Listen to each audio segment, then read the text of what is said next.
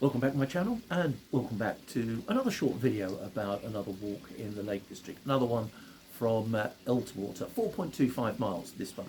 So if you know Elterwater, and it's quite easy to know, if I'm completely honest, there's a car park in the middle of the village, or you might be staying at the Langdale estate. Either way, those are the start points for this walk. You leave Elterwater by taking the road to the right opposite the Britannia. This is a road that goes to the right hand side of a nice little coffee shop that's in the middle of the village. So take that small road to the right, part the way along that road before you reach the main road to Ambleside. There's a small car park. Go through the car park, walk over a little bit of Elterwater Common. It might be, if it's been raining, a bit wet and soggy in places, but it's not too bad. That takes you to the main road near the cattle grid. Walk along the road a little way towards Ambleside and then take the road on your left. That road rises up to the side of a hill. Ignore the first turning to right. Eventually you'll come to a T-junction.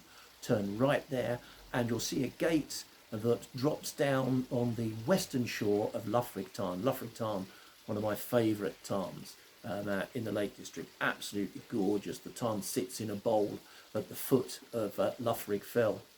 So follow the footpath across the western edge of the tarn, and don't make the mistake I did, which is try and get to the track at the top you're looking for by going to the left of a big tree. When you make the walk, you'll see what I mean.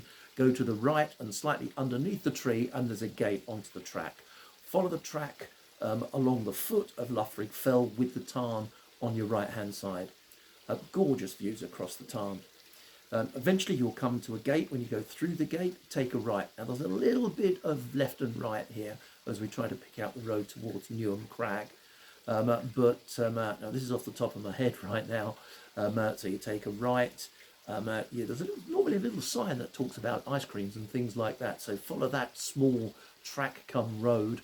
Eventually you'll kind of walk your way around to the left, and you'll come to another little T-junction. Take the right hand turn there, and that should bring you to the junction with the sign pointing towards Newham Crag. That's the road you want. So follow the road past Newham Crag. It then drops very steeply down to the main A593. That's the road between Ambleside and Coniston. Take a right alongside the right hand side of the Talbot Inn, and then eventually you'll see like an open area that was actually a pathway onto the old slate works next to Skelwith Bridge. So go through there, take a right onto the path that takes you just above Skelwith Force, and eventually you come out onto the some open common land really, with the river Braithey. Always had trouble with those two words. The river Braithey on your left hand side. You may have already taken a bit of a pause to take a closer look at Skelwith Force. Not massive as waterfalls go, but if you read up about it, it does actually, particularly when it's in full flow, see a massive volume of water passing through it.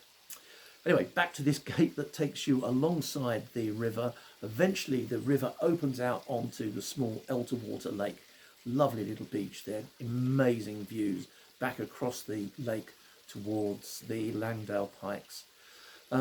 Pick up the path that goes through the woods, through a gate, and just follow that path all the way through back to Elterwater, and you'll come out into the car park in the middle of the village, just opposite the Britannia Inn and right next to the road bridge that goes over the Great Langdale Beck.